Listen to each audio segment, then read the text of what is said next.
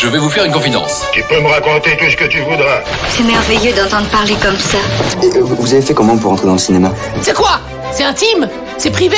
C'est personnel? Écoute, laisse-moi parler tout de même. On est du verbe naître, on est des comédiens. Au cinéma, c'est comme ça et pas autrement. Un fauteuil pour deux sur Séance Radio. Bonjour. Qu'est-ce que vous faites? Rien, on discute. On peut discuter de quoi? On débrief la soirée de la veille. Et alors, ça donne quoi? Bah, c'était cool. Ça donne que t'étais chaude. J'étais chaude. C'était trop chaud. C'était chaud comment?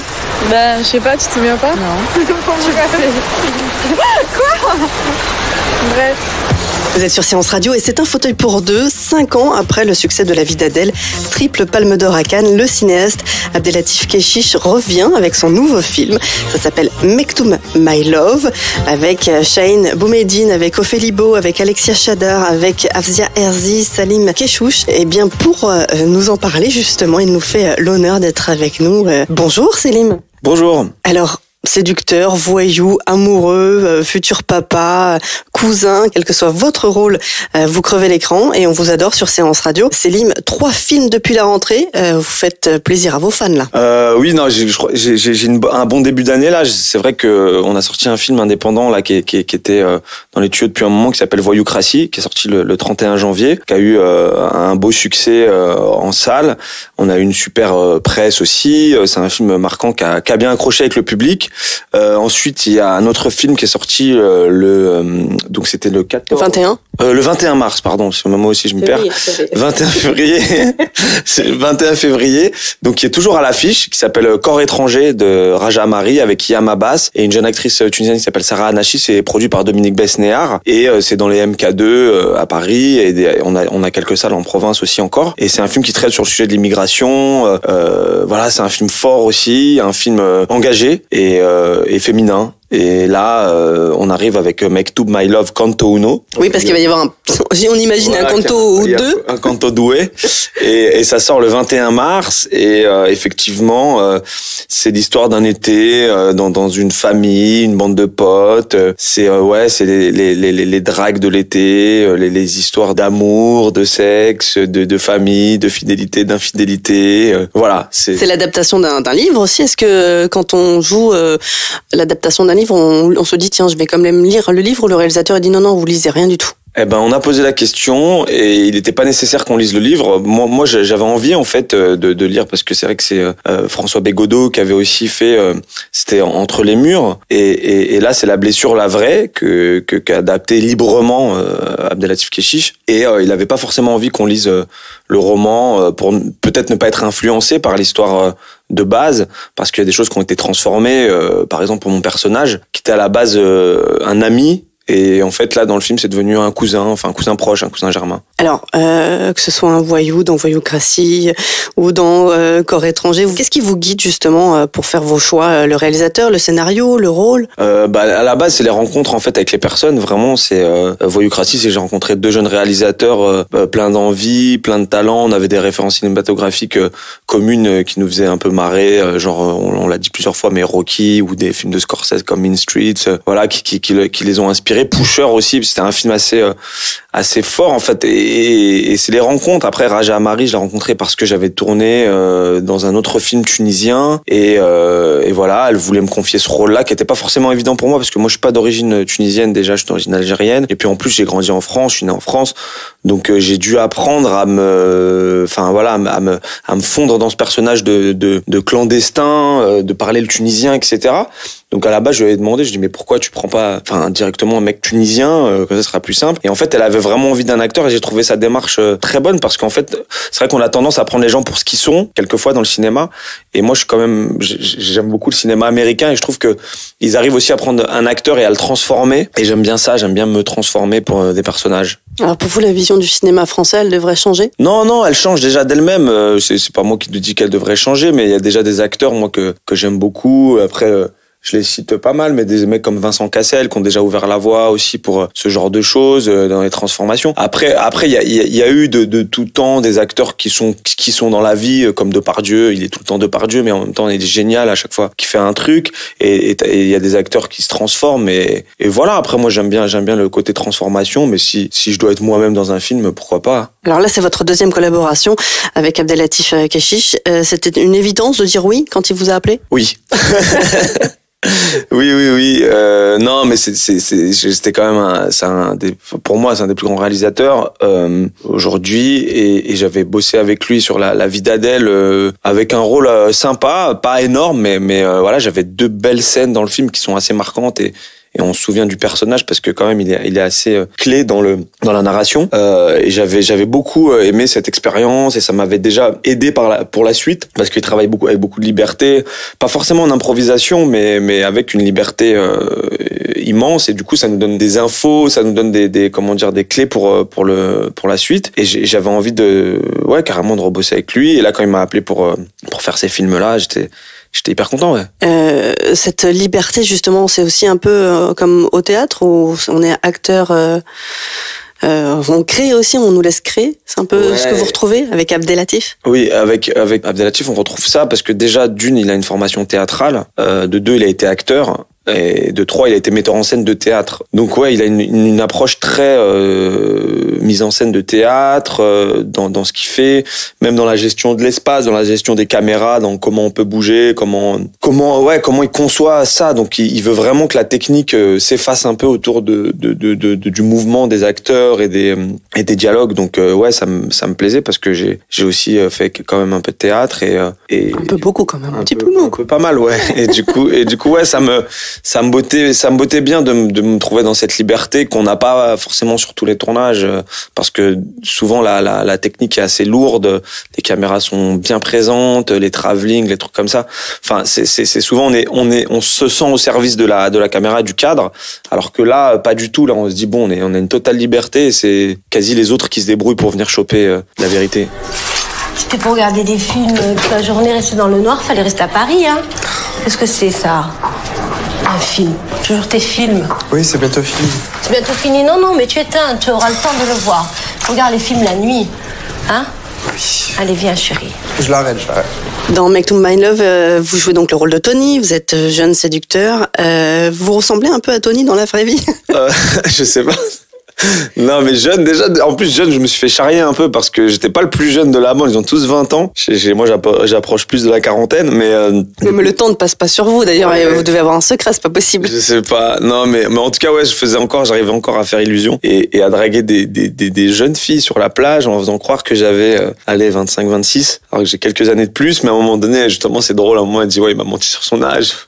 Il a 34, 33, je sais plus. Bon, je suis un peu plus vieux que ça même. Donc déjà, je suis plus jeune dans le film, et en plus, je mens sur mon âge dans le film. Donc ça va. Donc ça va. Mais ouais, c'est un espèce de dragueur invétéré. Un mec qui vit au jour le jour. Qui à la base, je me suis dit on s'était dit peut-être que c'est quand même un connard un peu parce qu'il fait du mal, il brise des cœurs et tout. Et en fait, on s'est dit non, faut pas le juger. Au contraire, c'est un mec qui est dans la vie, qui est dans l'instant, il est jamais négatif. Tu vois, même là, il y a une scène de rupture, même la rupture, il essaye de la faire passer comme un truc sympa. Allez, bois une coupe de champagne, fonçons. Tu trouveras quelqu'un d'autre. Voilà, c'était bien, on a passé du bon temps et tout. Non, c'est un personnage très positif, très solaire, et justement, on a essayé d'en faire quelqu'un on a tous autour de nous un Tony, un pote comme ça, qui était un espèce qui pouvait pas s'empêcher de draguer tout le monde, quoi.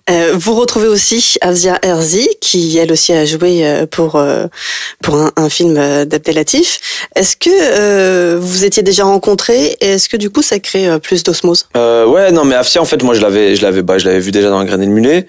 J'avais été impressionné par sa performance dans le film, et je l'avais rencontré à l'époque comme ça, mais pas en tournage, hein. Je crois que c'était même pas une fête, c'était un metteur en scène de théâtre qui voulait travailler avec elle, qui me l'avait présenté. Et j'avais beaucoup aimé cette jeune fille, c'était il y a longtemps, hein. Et là on a évolué tous les deux, on a grandi, on a failli travailler ensemble quelques fois, ça s'est pas fait, et on s'est retrouvés là. C'est drôle parce que elle est un peu plus jeune que moi, et dans le film elle joue ma tata, donc j'arrêtais pas à chaque fois de l'appeler tata. Elle me dit c'est bon, ça va, je suis plus jeune que toi. Je fais non mais dans le film t'es ma tata, qu'est-ce qu'il y a? Donc je l'appelais tata tout le temps, et elle a un personnage aussi, enfin elle a des scènes dans le film qui sont très fortes, déjà parce qu'elle a l'habitude de travailler avec Keshish et qu'elle était à l'aise, et qu'en même temps c'est une super actrice, et que là c'est vraiment, enfin c'est la personne qui l'a découverte, et je pense qu'elle est en osmose surtout avec lui, et ensuite elle était à l'aise avec nous, parce que voilà, on essayait de recréer un truc de troupe, un peu comme une famille recomposée pour 3 mois, quoi. Mais alors justement, essayer de recréer une troupe, il y a d'autres jeunes acteurs qui eux découvrent donc Keshish pour la première fois. Vous, avec Afzia, c'est pas le cas. Est-ce que du coup on se sent un peu grand frère, on donne un peu des conseils, ou t'inquiète pas, il parle comme ça, mais c'est pas pour toi, c'est pour le rôle, parce que des fois les réalisateurs sont un peu fort, quoi. Je pense que de toute façon, après ça dépend, c'est du cas par cas. Chacun, par exemple comme Alexia, elle fait déjà une école de théâtre, elle veut faire du cinéma, donc elle connaissait déjà Keshish, elle était hyper contente d'être là, de travailler avec lui, mais tous en fait, en vérité tous. Ophélie, elle faisait cours Florent à Montpellier. Chahine, qui a le rôle principal, lui, il venait passer une audition pour un autre truc, du coup il s'est retrouvé sur le film. Enfin, mais des fois on se met de la pression parce que c'est un grand réalisateur, et du coup vous qui avez déjà joué avec. Ils sont sérieux, moi franchement ils m'ont impressionné par leur professionnalisme. Ensuite le côté grand frère, machin.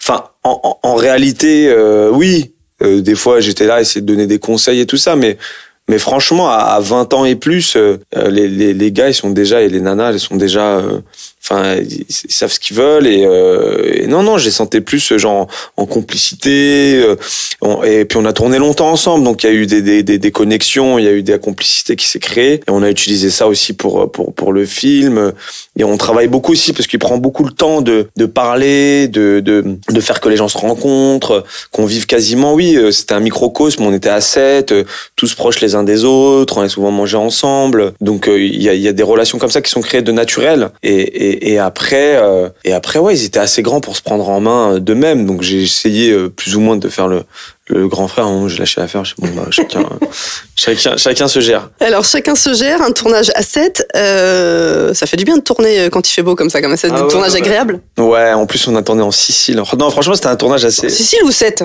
Les deux, on a fait l'année dernière on a fait 7. On a fait un peu l'Espagne, parce qu'on cherchait le soleil, en fait, c'était le tournage à la recherche du soleil. Et après, on a fait là, cette année, on a fait 7 et Sicile, c'était trop cool. Non, mais c'est super, parce que, en fait, après, c'était super, mais il faut dire qu'on doit tourner un film qui est censé se passer l'été caniculaire, et on est en octobre-novembre. Donc, l'été caniculaire, c'est plus trop le cas, mais on a quand même des super journées de soleil dans le sud encore à cette période, et pour pouvoir plus ou moins tricher l'été, quoi. Mais franchement, dans le film, on se dit, ils ont tourné l'été, il fait hyper bon, il fait hyper chaud. Et des fois, on se les caille quand même. On est sur la plage en maillot de bain, on sort de l'eau, on est tout tremblotant comme ça, mais on fait genre, tout va bien.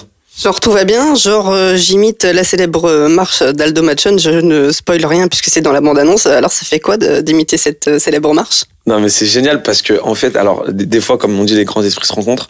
On est grands esprits, genre Aldo Machon, quoi. Mais en fait, c'était ma première scène tournée dans le film. Et je sais même plus si on en a parlé avec Abdelatif ou pas. Mais c'est un film qui se passe dans les années 90. Donc déjà, ça situe le truc. C'est Aldo Machon, c'est une star. C'est encore une star. Voilà, moi, je me souviens, on matait ça avec nos cousins. On délirait, tous les films, les comédies avec son accent et tout. Tout ça nous faisait marrer. C'était la grande époque, même avec Pierre Richard et tout ça. Et donc, j'avais un cousin qui était un peu comme ça, qui draguait les nanas, machin, qui faisait la démarche, qui faisait marrer tout le monde. Et je me suis dit, c'est dans les années 90, c'est exactement ça. Et donc, on a cité un peu les références de l'époque. Et comme il m'a dit Aldo Machon, j'ai fait, putain, mais je sais hyper bien le faire parce que j'ai mon cousin qui faisait, quand j'étais petit, je le regardais. Et donc, je le fais hyper bien. Et j'apprenais à tout le monde du coup, je l'ai fait aux nanas qui connaissaient pas, tu vois, les nanas de 20 ans, elles disaient, c'est qui, c'est quoi? C'est là que je vois la différence d'âge et tout. Et je dis, non, je connais pas Aldo Machon, attends, je vais te montrer tout ça. Et ça marche hyper bien parce que du coup, ça les fait marrer. Et ouais, ça fait du bien de se replonger dans ces années-là, dans ces références-là. Et ouais, c'était assez drôle et assez jouissif de le faire, quoi. Bon, des bonnes scènes en tout cas pendant le tournage. Alors Mektoub My Love, on parle de jeunesse, d'amour, de relations humaines.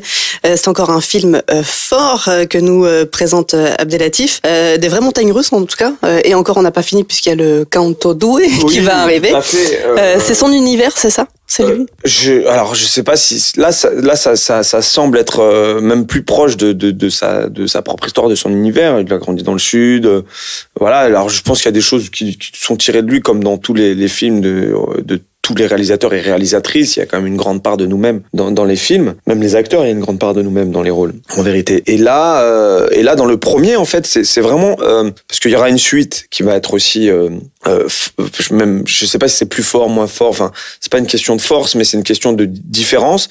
Et dans le premier, c'est vraiment, on a dit que c'était un film impressionniste, comme ça, beaucoup sur le temps qui passe aussi, l'été, les petites amourettes, les discussions des fois qui tournent un peu en boucle ou qui sont, enfin, franchement, le cinéma du réel un peu, du temps réel, on a l'impression que c'est quasiment en temps réel. Il y a un truc où on a l'impression de passer vraiment la soirée avec eux, c'est très sensuel, très sexy comme film. Franchement, moi en le voyant, j'étais dans la bande et tout, je me disais ouais, c'est chouette, tous les morceaux des années 90 qu'on réentend en boîte de nuit, les discussions. On a envie que le temps s'arrête, quoi. Ouais, voilà, on replonge un peu dans ces années-là. Et moi, je me dis que c'est une grande et belle et longue introduction de la suite qui va être là pour le coup tout le dénouement, le suspense, tout ça qui voilà, parce que là pour l'instant dans le premier, on expose un peu les choses, on voit un peu il y a des petits soucis, il y a des petits trucs et tout ça, mais pour l'instant c'est pas très grave, c'est encore léger, et puis ça reste un peu un secret et les choses vont se décanter après. Vous mettez l'eau à la bouche, quoi. Ouais, je pense. Alors Mektoub, ça veut dire le destin, la destinée. Est-ce que vous croyez au destin? Bah complètement, ouais, à fond. Ouais, non, mais je crois, enfin déjà dans la culture orientale de nos parents, de nos grands-parents, il y a beaucoup cette notion de Mektoub, de c'est écrit. Mektoub en fait ça veut dire écrit, et Mektoub donc ça veut dire que c'est écrit, c'est le destin est déjà écrit. Après je pense qu'on peut changer son destin, qu'on peut heureusement, enfin voilà, Vous l'avez changé, vous? Bah oui, mais après c'était peut-être écrit, mais c'était écrit que j'allais le changer. Enfin j'y crois, moi.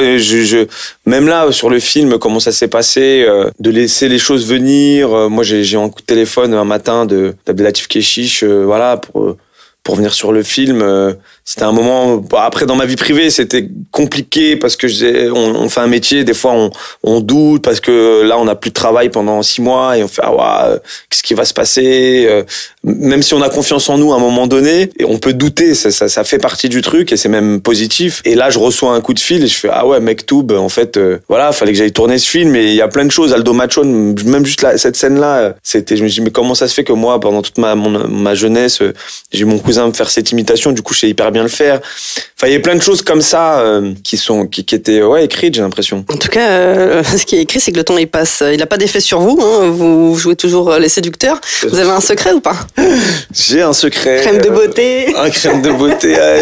L'huile d'olive. Avec un peu de... Non, mais non, le secret, je sais pas. La boxe, sport. La boxe, ouais, le sport. Bon, le sport, c'est sûr que j'aime le sport. Je trouve que c'est un des meilleurs moyens de rester en forme. Après, je sais pas, franchement, je sais pas. C'est peut-être dans la tête aussi, essayer de garder un peu ce petit grain de folie, ce petit grain d'enfance, quoi.